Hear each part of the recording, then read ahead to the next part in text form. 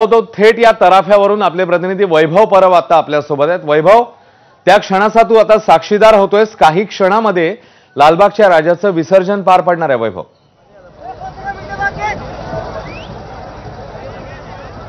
अश्विन, नक्कीच 22 तासांहून अधिकचा काळ झालेला आहे। लालबागच्या राजाची मिरवणूक आहे ती सुरू झाली होती आणि आता अखेरीस ती गिरगाव चौपाटीवर येऊन थांबलेली आहे। बराच वेळ झालेला आहे गिरगाव चौपाटीवर येऊन, परंतु पाणी कमी असल्यामुळे समुद्रात थोडंसं राजाचं विसर्जन आहे ते हळूहळू लांबणीवर जाताना पाहायला मिळत आहे। अगदी काही मिनिटातच लालबागचा राजा आहे तो समुद्रात आता त्या दिशेने जाईल। हा तराफा आहे तो समुद्राच्या दिशेने जाईल। पाणी हळूहळू वाढू लागलेलं आहे। अश्विन, गेल्या 10 दिवसांमध्ये ज्या राजाची भक्तिभावानं सेवा केली त्या राजाला निरोप देताना हा संपूर्ण गिरगावचा परिसर आहे तो भरून गेलेला आहे। ही दृश्य सर्व बोलकी आहेत अश्विन, आणि बरंच काही सांगून जातात की ज्या बाप्पाची सेवा मनोभावे 10 दिवस केली त्या बाप्पाला निरोप देण्यासाठी इकडे आहेत ते सर्व गणेश भक्त। देश विदेशातले, राज्यभरातले सगळेच आहेत ते या ठिकाणी दाखल झालेले आहेत। ही खास सिस्टीम आहे अश्विन, ज्याच्या माध्यमातून हे विसर्जन आहे ते केलं जातं। हायड्रोलिक सिस्टीम आहे। हायड्रोलिक ट्रॉलीवर हा गणपती बाप्पा म्हणजे लालबागचा राजा आहे तो विराजमान झालेला आहे। हायड्रोलिक ट्रॉलीला हळूहळू मागच्या इकडनं टेक्निकल ऑपरेटर आहेत ते इकडे येतील आणि ते ऑपरेट करतील, आणि त्याचबरोबर हायड्रोलिक ट्रॉलीवरचे जे स्क्रू असतात ते काढण्यासाठी खास विशेष पाणबुडीचे एक्सपर्ट्स आहेत ते देखील समुद्रामध्ये जातात आणि जे नट्स बोल्ट्स आहेत ते सुरू लूज करतात, आणि मग त्यानंतर हळूहळू हा याची सोहळा हा लालबागच्या राजाच्या विसर्जनाचा पाहायला मिळतो। सुधीर साळवी आहेत मानद सचिव या लालबागच्या राजाच्या मंडळाचे। सुधीर भाऊ, किती वेळ लागणार आहे आणि कशा पद्धतीने हे विसर्जन होणार आहे? गेल्या 10 दिवसात मनोभावे सेवा केली, संपूर्ण गिरगाव चौपाटीवर गणेश भक्तांची गर्दी पाहायला मिळते।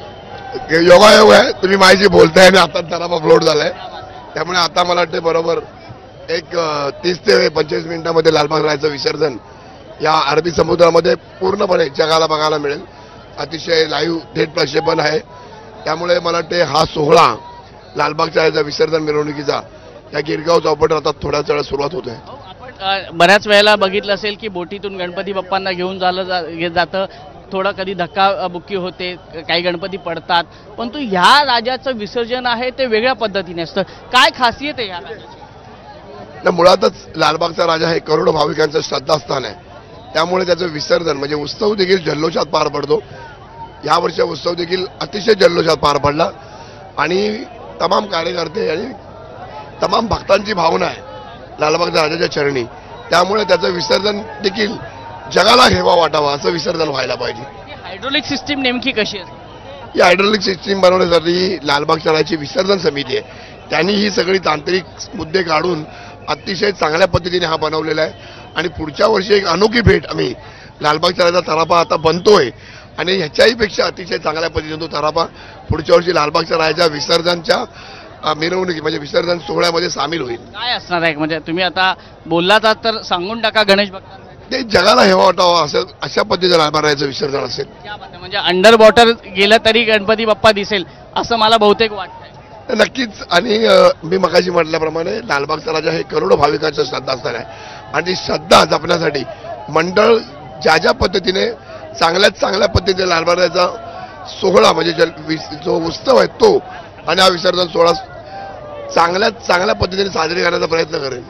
धन्यवाद आमच्याशी बातचीत केल्याबद्दल। हे होते सुधीर साळवी जे मानद सचिव आहेत या मंडळाचे, आणि त्यांनी सांगितलं की हायड्रोलिक सिस्टीमने ही संपूर्ण विसर्जन आहे हा सोहळा पार पडतो।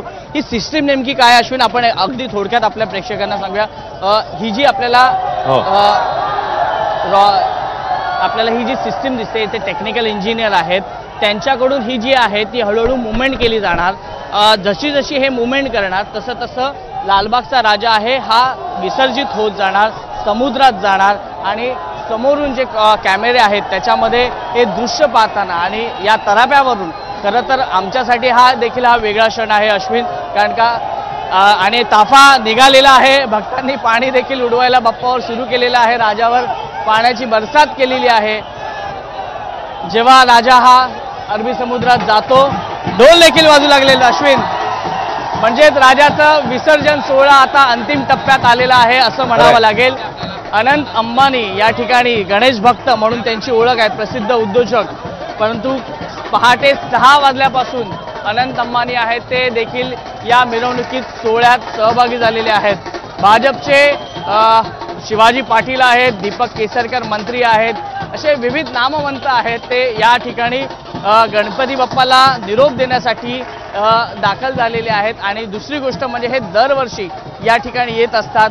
अनंत अंबानी स्वतः ट्रॉलीवर होते आणि त्यांनी देखील गेल्या 10 दिवसात गणपती बाप्पाची मनोभावे सेवा केलेली आहे. एक गणेश भक्त म्हणून, म्हणजे एक उद्योगपती म्हणून तर त्यांची ओळख आहेच, परंतु गणेश भक्त म्हणून देखील त्यांची ओळख आहे. सिद्धिविनायक मंदिर असो, अश्विन किंवा लालबागचा राजा असो, प्रत्येक वेळेला ते दर्शनासाठी येत जात असतात, गणपती बाप्पाचं दर्शन घेतात.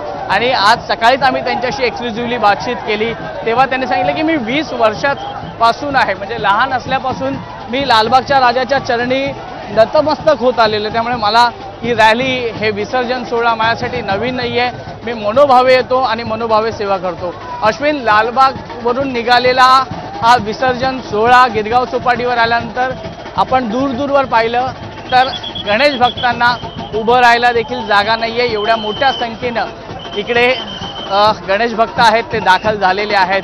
अश्विन, आणखीन एक महत्त्वाची गोष्ट इकडे उल्लेख करावा लागेल की मुंबई पोलीस, मुंबई महानगरपालिका, फायर ब्रिगेड या सगळ्यांनी ज्या पद्धतीनं गेल्या 2 दिवसामध्ये काम केलेलं आहे ते देखील वाखाणण्याजोगं आहे.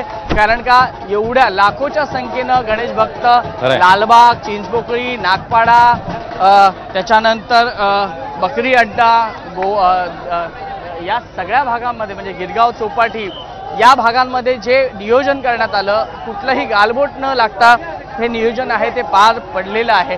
त्यामुळेच या सगळ्यांचं देखील करावं तेवढं कौतुक कमी आहे. आणि एक महत्त्वाची गोष्ट म्हणजे हाच गणेश उत्सव सर्वांना मुंबईतलं वातावरण काय आहे हे दाखवून देतो. म्हणजे जात, धर्म, पंथ याच्या पलीकडे हा गणेश उत्सव आहे, हा साजरा केला जातो. आणि याचंच उत्तम उदाहरण म्हणजे गणपती बाप्पाची आरती, म्हणजे लालबागच्या राजाची आरती काल मध्यरात्री ही मुस्लिम बांधवांकडून झालेली. ज्या वेळेला गणपती बाप्पा हा एका विशिष्ट ठिकाणी थांबतो, त्या ठिकाणी त्या चौकामध्ये मुस्लिम बांधव आहेत ते दरवर्षी या राजाचं आरती करतात. हे मुस्लिम बांधवांकडून होणारं या लालबागच्या राजाचा वेगळा सन्मान आहे.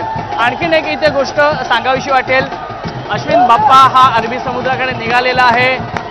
विसर्जन